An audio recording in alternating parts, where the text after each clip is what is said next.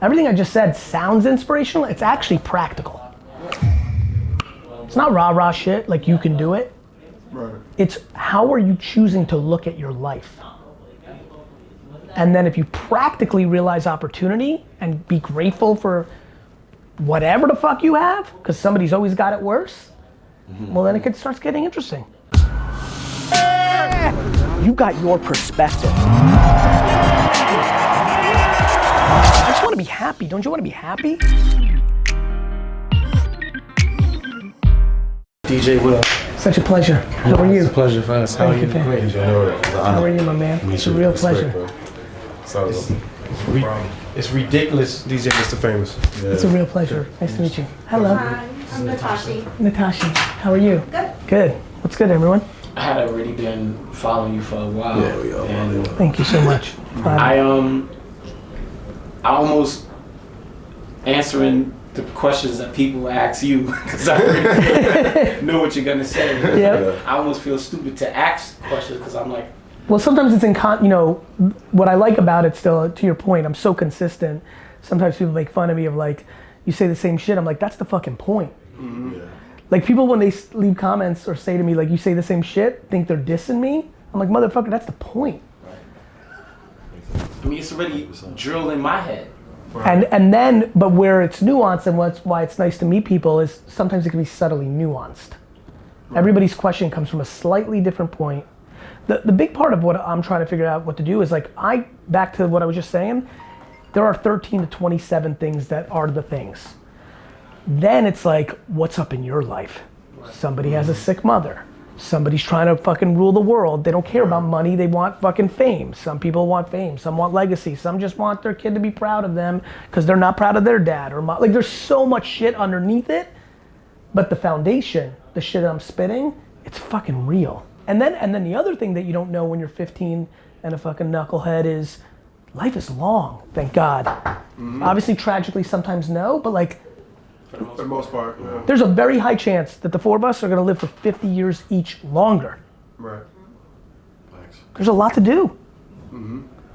We were parented and grandparented by people who didn't live to 100, but we are. Right. So that's the shit I'm trying to get people to think about. Right. How old are you? 43. Right, so like when we were fucking 18, 43 seemed like 1,000. Yeah. I'm 46, you know? Right? You're like, ew. Right? I'm still young, what do you mean? But now we're like, I don't know, like I'm 44, like I feel like I got my whole life in front of me. Yeah. Obviously we've been through some shit, Right. but like there's a lot to do. Mm-hmm. For me, I started feeling last couple of years like, damn, I'm old. Like, is this it? And then You know what ends up happening in your game is when you're in something that has youth culture in it, right. You see somebody doing something special that you're proud of for them or happy for them or envious of them, and they're 19, you're like, damn. Right.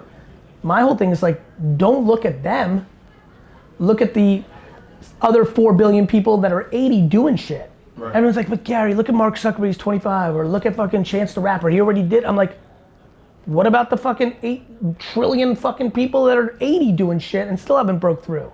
Why are you looking at the 0.0000001% to judge your happiness? Why don't we look at the fucking masses? Right.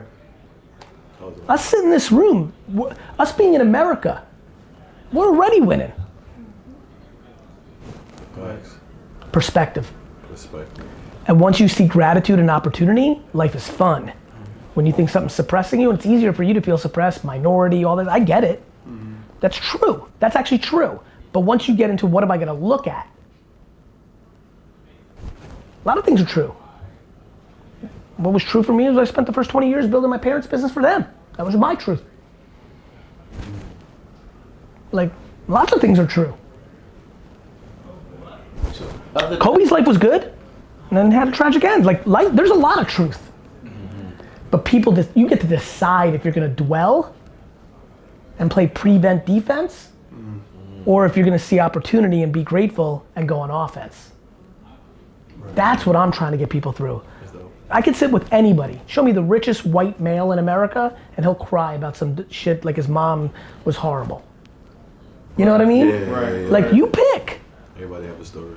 Yeah, show me, and then everybody knows somebody who's got all sorts of fucked up situations, and they're happy. That's called perspective. Right. I know. Everybody can talk about somebody who's happier than them that has it way worse, and sadder than them that has it way better, right? And if that's true, which it is for everybody if you think, then that becomes the actual game. That's what I think about. And that's what I'm trying to make popular. And that's why I think it's making an impact. Because it leads to a nice place, you know? Great impact. Yeah, because I come from a place that's more zero, and so and the way I talk to people in that spot is not looking down at them, and it's not even trying to inspire them. It's just real. Everything I just said sounds inspirational. It's actually practical. It's not rah-rah shit like you can do it. Right. It's how are you choosing to look at your life? And then if you practically realize opportunity and be grateful for whatever the fuck you have, because somebody's always got it worse, well then it starts getting interesting.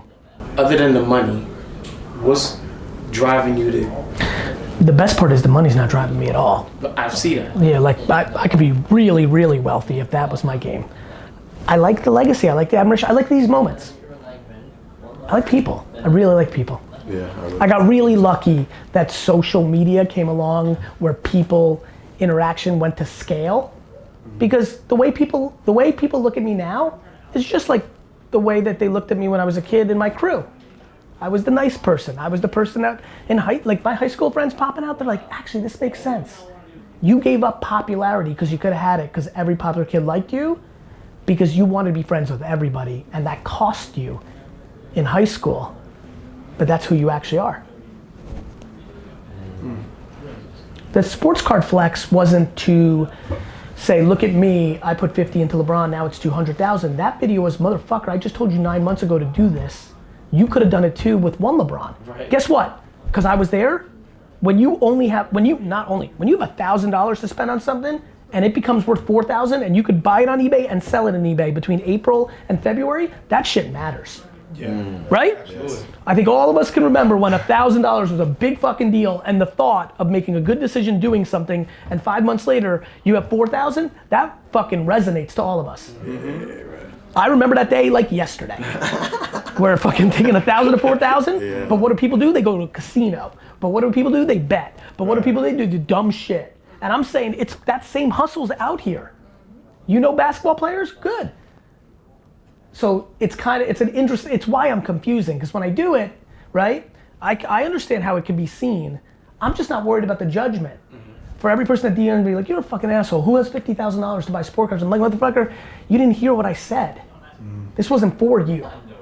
You've decided to look at the perspective of coming up with excuses why you're not winning. Motherfucker, I had nothing. There's a lot of people out there that do have $1,000 who are trying to get going. The system fucks me. No, it doesn't. You know LeBron's the best. You know sports cards are coming. I'm giving it to you for free because you're following me on social media.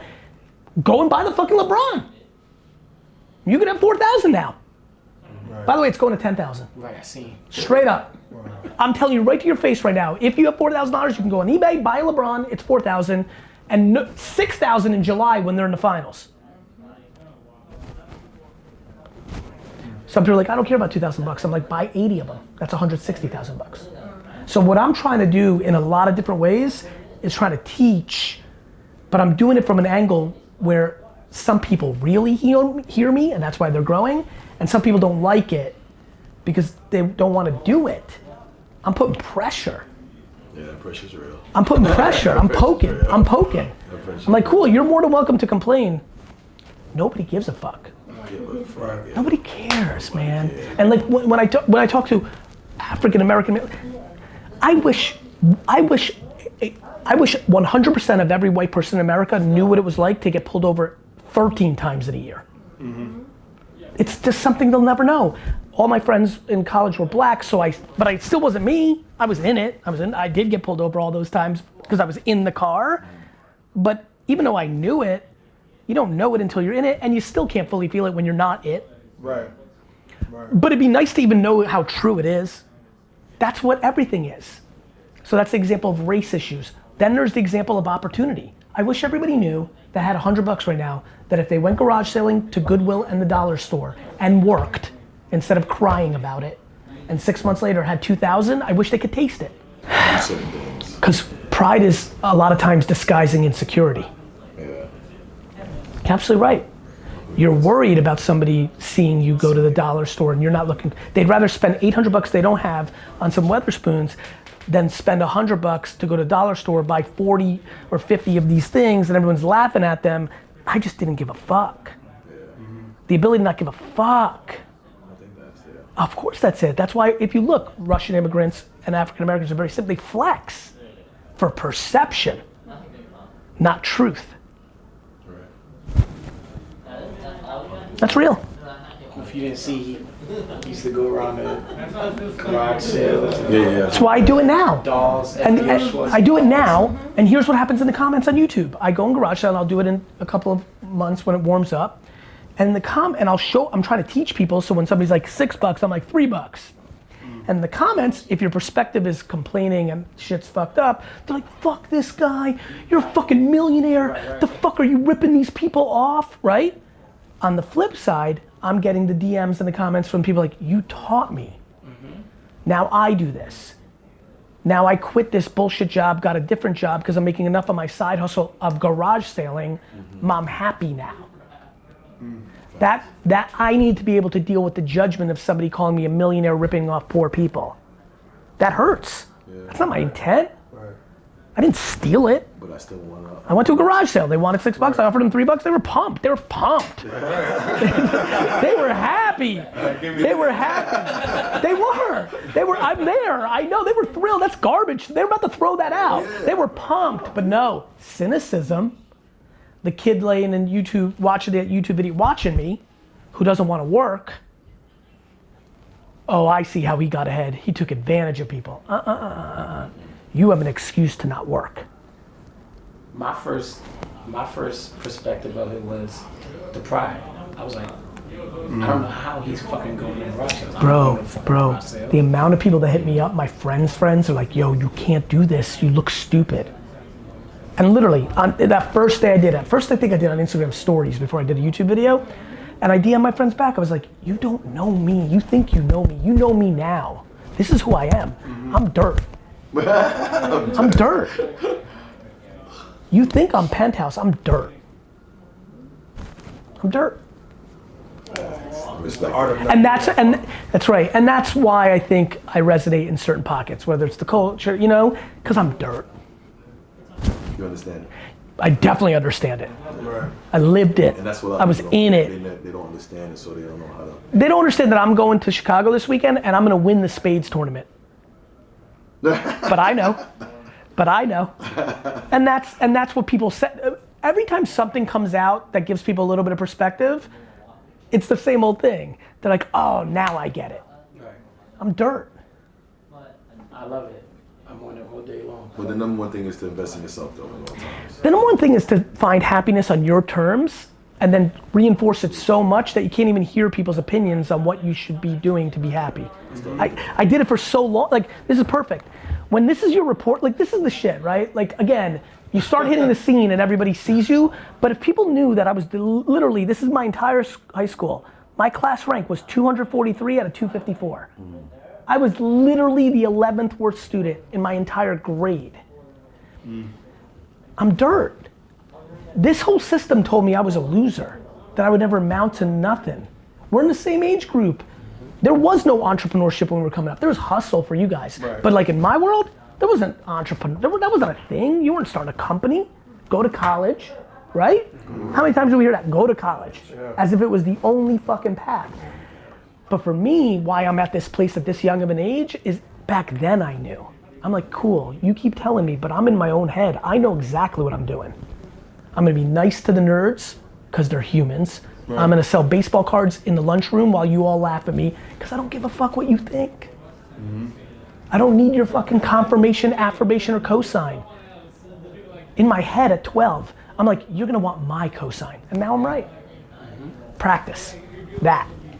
Practice. 100%. And then also, like, another thing that I'm really trying to talk to people about is like, everybody else sucks too. Like one thing that really worked for me, and I'm starting to talk about, is like when I would feel bad, I'm like I never envied anybody because I would look at somebody and no matter what somebody's dunking and I'm like barely got my jump shot down, I'm like, yeah, but they suck at, they're not nice. Right. Or like you know, like to me it's like, why are you beating yourself up and putting somebody else on a pedestal? They got fucking shortcomings too. Right? Like they're just human. Right. And then what that does is a weird thing. Then you start celebrating people instead of envying them. But to stop for a second, then in our culture, that seems like you're a hater. Hate it, right. So it's a difference where I you're get it. saying like you're not nice, but then in Here's the our best, culture, you'll appreciate like, this. you're a Every hater. culture is the same. That's the slang term we use in that culture. Yeah. Like my grandma uses that term too. She was a white Russian woman. She had a term for it, jealousy. You know what I mean? You know, in Russian, in Yiddish. Like every culture's got the same shit, they just use different words. It's all the same shit. Right. It's all the same shit. Yeah. Just different words. You just say it better. That's why it became the lay of the land. Honestly, on some real shit. Yeah. You know what I mean? Yeah. Like hip hop is rock and roll. Those were gutter kids Right. that were anti the establishment, Facts. right? And you can already see it right now with sexual preferences, transgender, other things. That's gonna be the next culture. Yeah. It's been written. Yeah. In 30 years, right? It's been written. Because now there's somebody more suppressed than you. Yeah. That's all that happens. It's always the same. The kids from the dirt always win in the end. If they can keep their mind right. Most can't and they feel the pressure and they break. But the small percentage that realizes it's a strength, not a weakness, They win. yeah, that's why when I make content, people are confused. I'm like talking about rich kids and I'm like, you don't get it. They've been told they can't win. So they've already lost. Their parents are taking care of everything. Every time I put out that content, the whole suppress comes at me like, fuck you. I'd rather cry in a Mercedes. I'm like, you don't get it. Because you, right? Just like your white friend saying, I get it, the cops are bad. Right. Well, guess what? Get it. If you're not a rich kid, you don't get it either. Right. I understand you want the Mercedes. Let me tell you about the fucking deep pain that's going on when your parents in the world, and no matter what you accomplish, everyone's gonna say it was your daddy's money. You lost. Right.